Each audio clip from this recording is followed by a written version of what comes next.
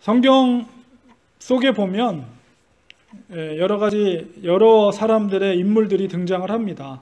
그런데 사실 우리의 인생 희노애락을 경험했던 우리들과 아주 친밀한 성품을 갖고 있었던 사람이 야곱이 아닌가 그런 생각이 들어요. 그래서 야곱이 130 오래 살았죠. 그렇게 오랜 긴 인생을 살아오면서 정말 야곱처럼 우여곡절이 많았던 사람이 없었던 것 같아요. 그래서 야곱만큼 또한 일반적인 삶에 있어서 열정과 열심으로 살아가려고, 특별히 사실은 자기 자신을 위한 삶을 위해서 열심을 냈던 사람이 바로 야곱이었습니다. 태어날 때부터 경쟁 관계에 있었죠. 형과 쌍둥이로 태어나서 에서 형님과 또 쌍둥이로서 동생으로서 태어나서 야곱으로서 자라면서 항상 그 속에 뭔가 경쟁 심리가 있었고, 또한 자기가 뭔가 복을 받아야 되겠다는, 잘 살아야 되겠다는 그런 열심과 열정이 가장 컸던 사람이 야곱이었습니다. 그래서 형을 속여서 장자권을 취하고, 또 눈이 어두운 아버지를 속여서 형 대신에 자기가 장자로서의 축복을 이렇게 받는 그런 일도 했었죠. 그렇지만은 그가 그렇게 형제를 속이고 아버지를 속이면서 자기가 어떤 이기적인 생각으로 잘 살려고 했던 그 열정적인 삶이 결국 그 일평생에 보면 평생 자기가 또한 속임을 당하면서 살았던 일생이었음을 우리가 보게 됩니다. 그의 일생 가운데 희노애락이 있었는데, 무엇보다도 가장 그는 그런 힘든 삶을 살았던 것은 오늘 본문 속에 있던 장면이 이제 형을 속이고 자기가 아버지의 장자권의 축복을 받고, 이제 형이 두려워서 이제 길을 떠나는 노중에 만났던 사건을 기록한 부분이 오늘 본문이거든요. 그래서 이제 브엘세바에서 이제 하란, 자기 어머니였던 리브가의 오라비였던 라반 삼촌이 살고 있었던 곳이 이제 하란이라는 곳이에요. 그래서 그 하란이라는 곳은 다마스커스, 오늘날의 시리아 지역보다도 더 북쪽에 있었던 도시가 하란입니다. 그 먼 거리를 걸어서 가고 있는 노중 가운데 브엘세바에서 이제 그 오늘 본문 속의 베델이라는 곳에서 이제 하나님을 만나게 되는데, 그 노중 가운데 있었죠. 그러니까는 하란 삼촌 집에 가서 20년 동안 거하면서 거기서 어떤 일을 당합니까? 삼촌으로부터 속임을 당하죠.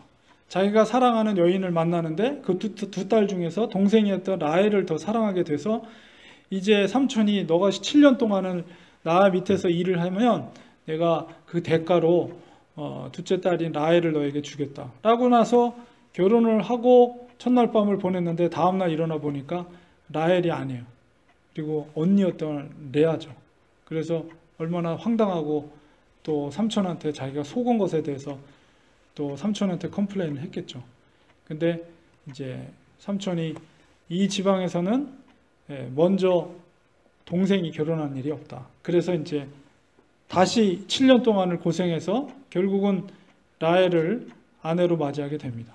그런 과정, 그리고 또한 이제 다시 이제 돌아오게 되죠.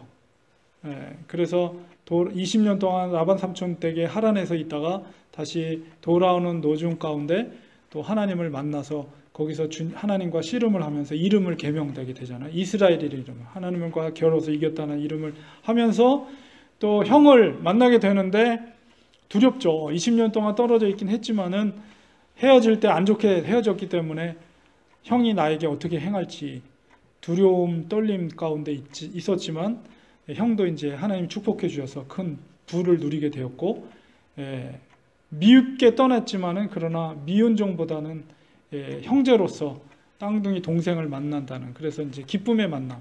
그래서 이제 야곱이 형을 만날 때 꼭 하나님을 뵙는 것과 같다 이렇게 고백을 하는 것처럼 그런 기쁨 가운데 만남을 갖기도 하는 그런 삶을 살았지만, 또 나중에는 자기의 사랑하는 아내 라헬을 잃게 되잖아요. 마지막 아들이었던 베냐민을 낳으면서 이제 생명을 잃게 되죠. 그래서 그런 슬픔, 아내를 잃는 슬픔, 그리고 나중에는 자기의 아들들이 자기 사랑하는 아들이었던 요셉을 죽었다고, 짐승에게 잡혀 먹었다고 속이고서는 그 아버지는 진짜 죽은 줄 알았죠. 그래서 자식을 잃은 슬픔. 그래서 그의 인생의 이렇게 삶을 보면 얼마나 여러 가지 일들이 많았는지 몰라요. 그렇지만 또 노년에는 죽었던 자식이 애굽의 총리가 됐다는 소식을 들었을 때 그 기쁨이라는 것은 말로 표현할 수가 없죠. 그래서 올라갔다 내려갔다 많은 굴곡 있는 그런 인생을 살아왔던 야곱의 삶을 보게 됩니다. 그래서 그가 살아왔던 인생의 삶을 보면 굉장히 삶에 대한 열정과 열심으로 살았지만, 그러나 그의 그런 경험이나 혹은 열심, 삶에 대한 열심으로 살았던 결과들은 사실 그에게 만족감을 주지 못했던 것을 보게 됩니다. 우리의 삶도 그렇죠.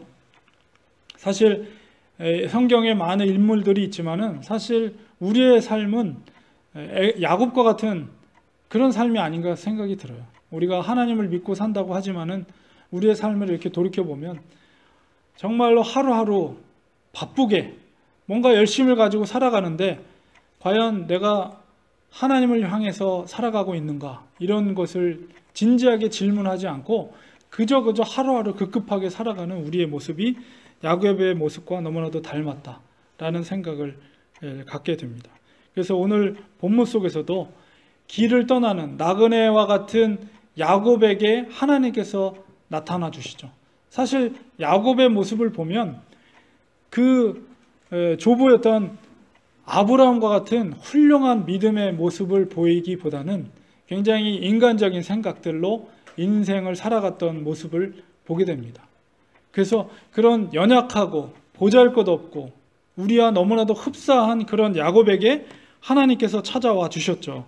그리고 그에게 오히려 하나님께서 말씀해 주시고 또한 약속의 말씀을 선포하고 있는 것을 보게 됩니다. 그러니까 그런 면에서 보면 사실 하나님이 사람을 선택할 때 물론 믿음을 보시긴 하지만은 하나님의 일방적인 선택하심이다라는 것을 보게 됩니다. 우리 자신들도 그래요. 사실 우리가 하나님 앞에 떳떳할 사람이 누가 있겠어요? 하나님 앞에 다 부족하고 연약한 죄인이죠. 하나님이 우리를 보시고 어떤 모습을 보고 하나님이 우리를 선택해 주셨는가라고 했을 때 너무나도 부끄럽습니다. 그런데 하나님께서는 우리를 일방적으로 태초 전에, 창세 전에 우리를 선택해 주셨죠. 그리고 예수 그리스도의 피값을 주고 우리를 사신 바 된 것은 야곱과 동일한 것 같아요. 그래서 하나님께서 일방적으로 야곱에게 약속해 주시는 것처럼 우리에게도 복음으로 예수 그리스도를 통해서 우리를 선택해 주신 은혜를 생각하면 너무나도 큰 은혜를 우리가 받은 존재라는 것을 보게 됩니다.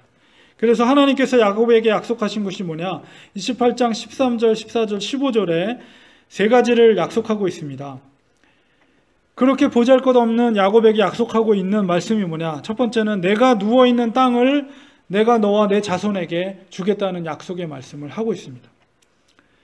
지금 잠자리에 누워서 돌베개를 베고 자고 있는 그 과정 속에 하나님께서는 환상을 보여주시죠. 사다리가 천상에 연결되어 있고 그 사다리를 천사들이 오르락 내리락 하는 환상을 보여주십니다. 그러면서 그에게 말씀으로 응답해 주시기를 바로 너가 누워있는 이 땅을 내가 너에게 줄 것일 뿐만 아니라 너의 자손에게 주겠다라는 약속의 말씀. 그래서 뭐냐면 그 땅을 차지하게 될 것이다라는 거. 나그네 같은 자들, 나그네라는 건 뭐예요? 집이 없죠. 갈 바가 없어요. 홈리스 같은 사람이에요. 그런데 그런 사람들에게 땅을 준다는 것은 안정된 거할 처소를 준다는 거예요. 그것은 굉장한 축복이죠. 땅을 준다는 것은 그 땅에서 거할 수 있고 땅에서 소산을 먹을 수 있는 하나님의 놀라운 축복. 땅이라는 것은 그 당시의 상황 속에서 땅이라는 것은 굉장한 축복인 거예요. 그래서 그 땅을 약속해 주십니다. 그 자신, 길을 떠나고 있지만 그 땅을 떠나고 있지만 그 땅을 취하게 할 것이며 너의 후손이 그 땅을 누리게 될 것이다 라는 것을 이야기하고 있습니다. 두 번째는 뭐냐면 땅의 모든 족속이 28장 14절에 있는 것처럼 너와 내 자손으로 말미암아 복을 받으리라. 너의 인생을 통해 너의 후손들을 통해 복을 받게 될 것이다. 이 약속의 말씀은 그의 조상이었던 아브라함에게 조보했던 아브라함이 약속한 말씀과 동일합니다. 그래서 창세기 12장 2절에 아브라함에게 하나님께서 약속하신 말씀, 내가 너로 큰 민족을 이루고 내게 복을 주어 내 이름을 창대하게 하리니 너는 복이 될지라, 이런 말씀을 하십니다. 사실 야곱은 보잘것없어요. 연약해요. 아브라함에 비해서는 너무나도 부족한 믿음을 갖고 있죠. 아브라함은 어떤 사람이었습니까? 아브라함은 하나님을 처음 만났어요. 갈대아 우르 있을 때 사실 넉넉하게 살던 사람이에요. 아브라함은 부족함 없이 그의 고향 땅에서 부족함 없이 형제들과 가족들과 살고 있던 사람인데, 하나님이 그에게 나타나셔서 내가 명하는 곳으로, 너의 본토 아비 친척집을 떠나서 내가 명하는 곳으로 가라 명하십니다. 그러면 너가 순종할 때 너의 후손을 하늘의 별과 같이, 너의 후손을 바닷가의 모래와 같이, 그리고 너가 복의 근원이 될 것이다, 이렇게 말씀하실 때 사실 그 말씀을 순종하여서 자기의 본토 아비 친척집을 떠난다는 것은 쉬운 것이 아님에도 불구하고 그 말씀을 믿고 약속을 믿고 그것을 떠났다는 거예요. 알지 못한 미지의 땅을. 그만한 순수한 믿음이 있었고, 그 다음에 100세 낳은 이삭을 하나님께서 바치라 했을 때 모리아산에서 조금도 주저함이 없이 그 아들을 하나님께 바치는 그런 아브라함의 믿음을 볼 때 정말 훌륭한 믿음을 갖고 있었어요. 그러나 야곱은 그렇지가 않거든요. 야곱의 삶을 보면, 지금 도망가는 이 상황 가운데 그의 삶을 보면 형제를 속이고 아버지를 속이고 자기의 이기적인 마음을 가지고 도망가는 신세에 있음에도 불구하고 하나님이 그에게 내가 복이 될 것이다, 내 후손이 복의 근원이 될 것이다, 이렇게 축복해 주는 걸 보면 이것은 뭐예요? 아브라함에게 약속했던 그 약속의 말씀에 시건치 않으심을 보여주시는 거예요. 우리에게 계시해 주시는 거죠. 하나님은 시건치 않으시는 하나님이시라는 것을 나타내 보이는 거예요. 그러니까 그 사람의 믿음에 약하고 강하고와 상관없이 하나님이 언약한 것을 하나님께서 일방적으로 추진해 나간다는 거예요. 일방적으로 그 사람을 통해서 이루어 가신다는 거예요. 그렇기 때문에 우리에게 소망이 있는 거죠. 만약에 우리가 우리의 어떤 의의나 우리의 믿음 때문에 우리가 구원을 받거나 하나님의 상급을 받는다고 했을 때는 사실 우리에게 소망보다는 절망감이 있을 거예요. 그러나 하나님이 우리를 일방적으로 선택해 주시고 우리에게 믿음을 주신 거예요. 믿음도 선물이에요, 선물. 우리가 보이지 않는 하나님을 믿을 수 있다는 것. 창조의 역사를 우리가 봤습니까? 안 봤는데도 불구하고 우리가 창조주 하나님으로 고백하고 믿을 수 있는 것은 하나님이 믿을 수 있는 그 믿음을 우리에게 선물로 주셨기 때문에 그런 거예요.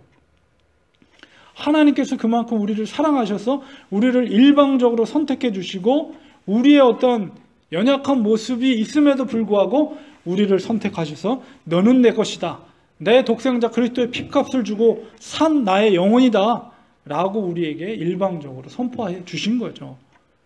그것이 은혜예요. 그것이. 그렇기 때문에 우리에게 소망이 있는 거예요. 우리는 연약하지만 하나님이 우리를 사랑해 주셔서 하나님이 우리에게 바다와 같은 우주와 같은 은혜를 부어주셔서 하나님의 자녀가 되었을 뿐만 아니라 하나님의 사명을 감당할 수 있는 하나님이 사람이 되었다는 것이죠. 세 번째로 야곱에게 축복해 주시는 건 뭐냐? 이 15절에 있는 말씀. 내가 너와 함께 있어 내가 어디로 가든지 너를 지키며 너를 이끌어 이 땅으로 돌아오게 할지라. 내가 내게 허락한 것을 다 이루기까지 너를 떠나지 아니할 것이다. 얼마나 놀라운 축복입니까? 하나님께서 창세기부터 계시록까지 끊임없이 우리에게 선포하고 계신 메시지는 뭐냐면 하나님의 백성들을 향해서 내가 너희를 고와 같이 내버려 두지 않고 내가 어디를 가든지 내가 너와 함께 할 것이다. 이 말씀의 선포가 계속 되어지는 거예요. 이사야 7장 14절에 있는 한 아기를 낳을 것이니 그 이름을 임마누엘이라 하리라. 하나님이 우리와 함께 하십니다. 예수 그리스도의 이름. 성령님이 뭐예요? 우리와 함께 하시는 영이잖아요. 예수 그리스도의 영이시요. 그분이 우리와 보혜사 성령님이 우리와 함께 하시다. 그렇기 때문에 우리가 예수 그리스도께서 우리 영원토록 우리와 함께 하심을 고백하는 거예요. 하나님이 우리와 늘 함께 하신다는 이 선포는 하나님의 선택한 백성에게 하나님이 축복해 주시는 가장 큰 은혜와 선물인 거예요. 우리는 절대 혼자가 아니에요. 어디에 있든지 무엇을 하든지 어떤 곳에 있더라도 하나님이 우리와 함께 하시겠다. 그건 뭐예요? 우리의 인생을 책임져 주시겠다는 거예요. 두려워하지 말라는 거예요. 그러니까 너가 지금 도망가는 상황 가운데 있지만은, 그러나 너가 어디 있든지 간에 내가 너와 함께 할 것이고, 그리고 지금은 너가 땅을 떠나지만 내가 아브라함에 약속한 이 땅으로 내가 이끌고 너를 이곳에 데려올 것이다. 그리고 내가 내게 허락한 것을 다 이루기까지 주도적으로 일하시는 분은 하나님이세요. 야곱이 하는 것이 아니라 하나님이 주도적으로 하시는 거예요. 하나님이 계획하신 일, 야곱이라는 인생을 통해서 하나님이 계획하신 일을 하나님이 주도적으로 하신다는 거예요. 우리는 그렇기 때문에 늘 겸손한 마음으로 하나님 앞에 하나님이 주도적으로 우리를 통해, 나의 인생을 통해서 일하실 수 있도록, 또한 우리 교회를 통해서 하나님이 일하실 수 있도록 우리가 하는 게 절대 아니에요. 우리의 의지로 하는 게 아니에요. 그렇기 때문에 우리는 늘 겸손한 마음을 가져야 돼요. 하나님이 주도적으로 이렇게 우리가 이 렌처 커뮤니티 교회에 와서 이렇게 예배 드릴 수 있는 것이 우리의 의지로 할 수 있었던 일이 절대 아니에요. 하나님이 주도적으로 하시는 거예요. 하나님이 계획하신 일 속에서 이 교회를 통해서 무엇인가 하기를 원하시는 뜻이 있기 때문에 하나님께서 주도적으로 지금 일하고 계신 거예요. 하나님이 이 교회를 통해서, 렌처 한인교회를 통해서 어떤 일들을 이루실지 우리는 상상도 못할 일이에요. 우리가 해야 할 일은 하나님이 그 일을 행하실 수 있도록 우리는 조금 더 낮아지고 더 겸손함으로 하나님이 일하시기 편할 수 있도록 내 모습이, 우리의 목소리가 죽어지고 우리의 자아가 죽어질 때 그 속에서 하나님의 계획이, 일하심이 있게 되는 거죠. 야곱도 비록 현재의 모습은 연약하고 부족하지만 그것이 다듬어져요. 그것이 아니라는 것, 나의 열심과 나의 고집으로 되는 것이 아니라는 것을 이제 그 인생의 많은 경험을 통해서 이제 다듬어지면서 겸손해지게 낮아지는 것을 우리가 그의 일생을 통해서 보게 됩니다. 우리들도 마찬가지. 우리의 교회가 우리가 하는 거 아니에요. 제가 하는 거 아니에요. 하나님께서 하시는 거예요.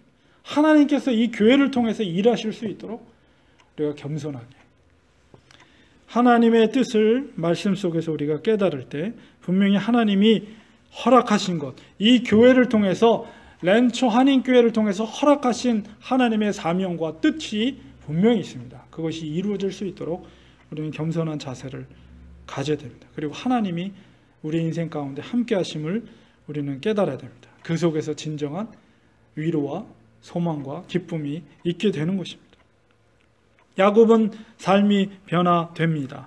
하나님의 앞으로의 바른 방향으로, 자기 중심적인 삶에서 하나님 중심의 삶으로 조금씩 변화되는 것을, 이런 것을 통해서 변화되게 돼요. 그 결과가 뭐냐면 20년 동안에 이제 그 라반 삼촌 댁에 있다가 이제 자기의 자녀들 이끌고 12명의 자녀들을 이끌고 이제 옵니다. 이제 아버지의 땅으로 다시 돌아오게 되는데 거기서 베델에 다시 도착해요. 베델이라는 것은, 벳이라는 것은 집이란 뜻이에요. 히브리어로.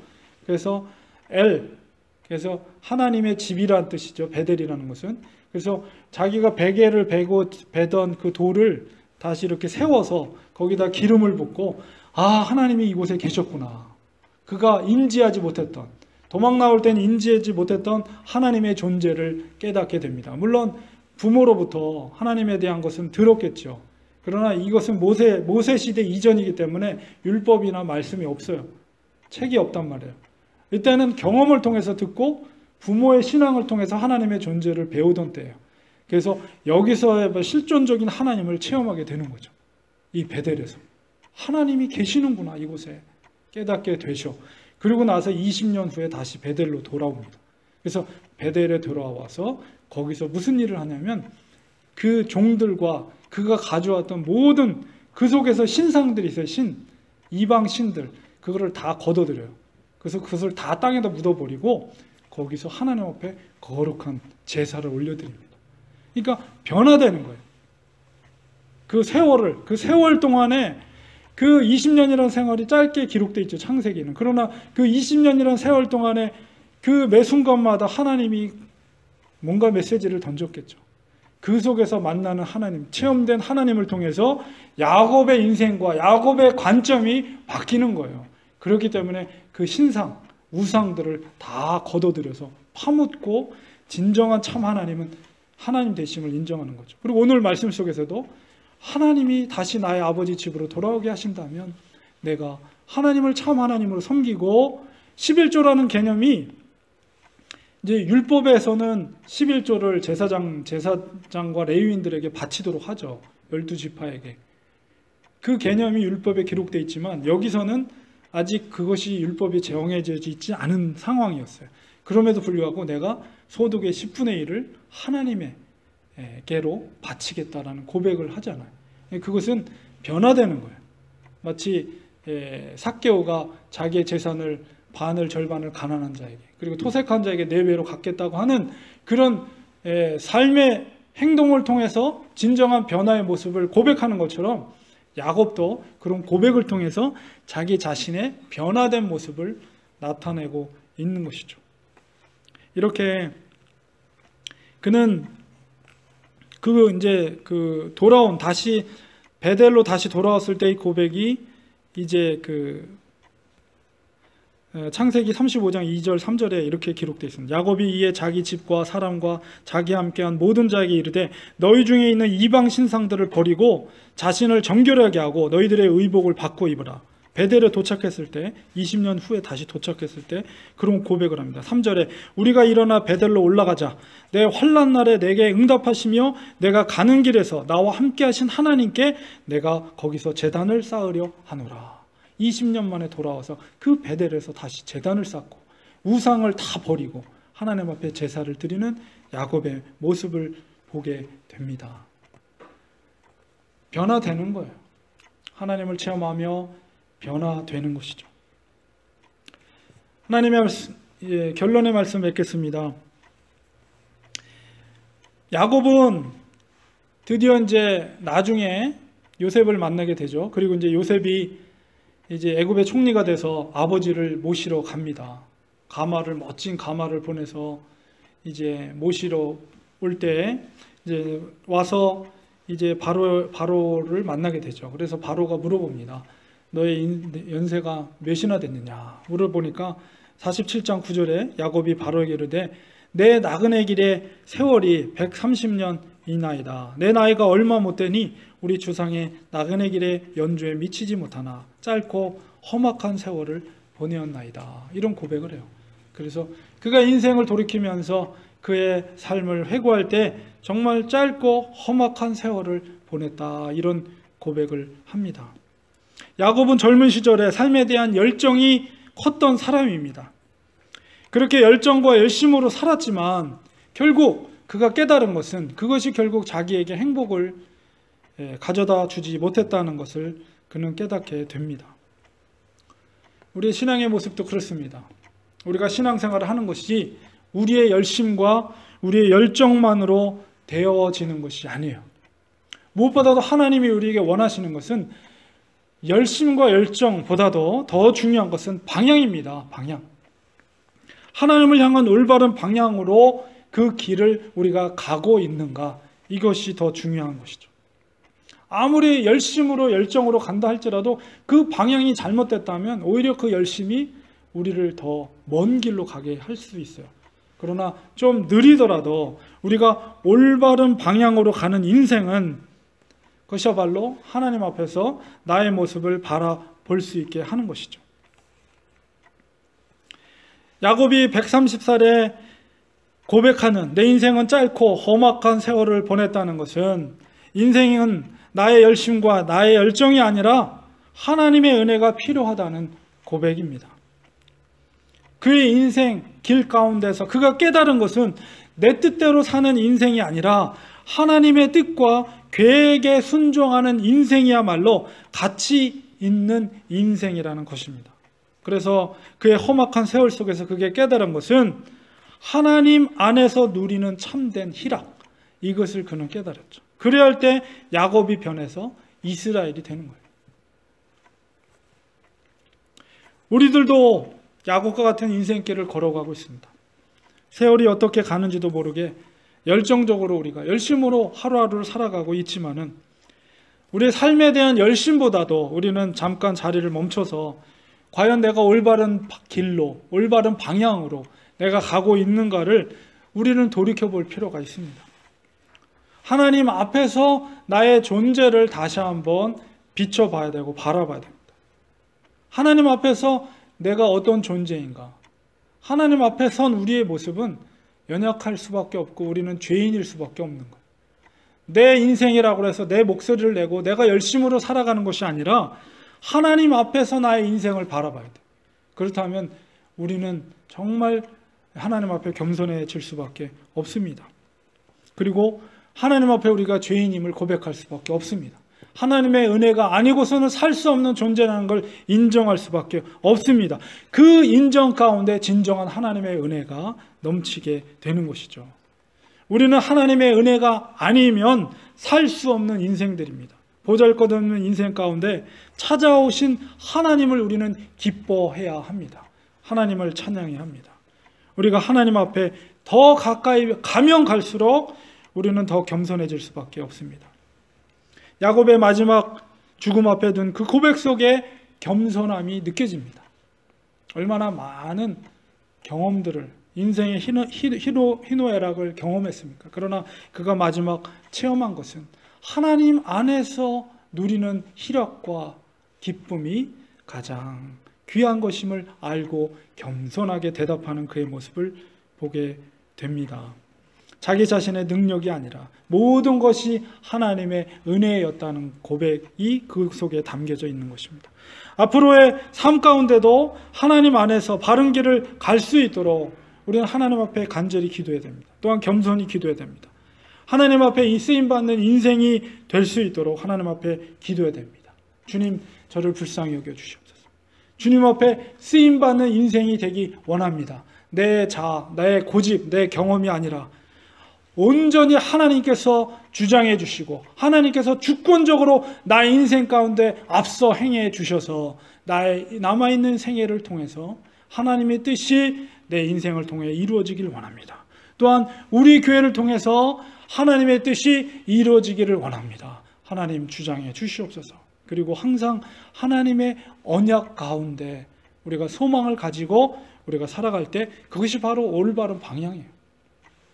우리가 올바른 방향으로 가고 있는지 다시 한번 생각하면서 하나님 앞에 겸손한 자세로 하나님, 내 인생이 세상을 향한 열심으로 내는 인생이 아니라 바로 하나님을 위해, 하나님 나라를 위해, 교회를 위해서 겸손히 순종하는 인생이 되게 하여 주시옵소서. 그럴 때 하나님이 우리를 통해서 하나님의 뜻을 이루어 갈 줄 믿습니다. 기도하겠습니다. 하나님 아버지, 우리가 하루하루 바쁘게 살아갑니다. 그러나 그 바쁜 열심이 과연 올바른 방향으로 가고 있는 것인지 다시 한번 잠시 바쁜 걸음을 멈추고 하나님 앞에 우리 자신을 돌아볼 수 있는 우리가 되게 하여 주시고, 혹시라도 우리의 삶에 대한 열심으로 걸어가는 모습 속이 있다면 하나님, 정말 주님의 나라를 위해서 겸손히 순종하는 우리의 삶이 될 수 있도록 우리 속에 말씀해 주시고 우리 속에 하나님의 뜻을 밝혀주셔서 말씀 가운데 올바른 방향으로 나아갈 수 있는 우리의 인생이 될 수 있도록 도와주셔서 비록 좀 느리다 할지라도 하나님이 기뻐하시는 그 길로 걸어가는 우리가 되게 하여 주시옵소서. 예수님의 이름으로 간절히 기도드리옵나이다.